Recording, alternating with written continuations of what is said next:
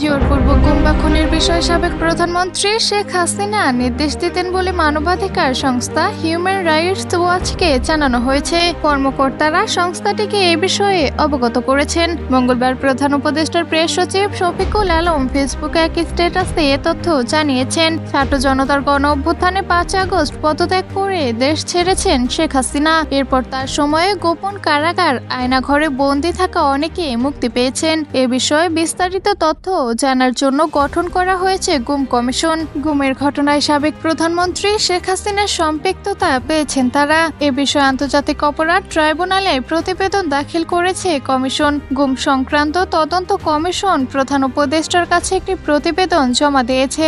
গত 14 December unfolding the truth শিরোনামে জমা দেওয়া প্রতিবেদনে কমিশনের সদস্যরা এখন পর্যন্ত পাওয়া 1676টি অভিযোগের মধ্যে 758 জনের অভিযোগ যাচাই বাছাই করেছেন।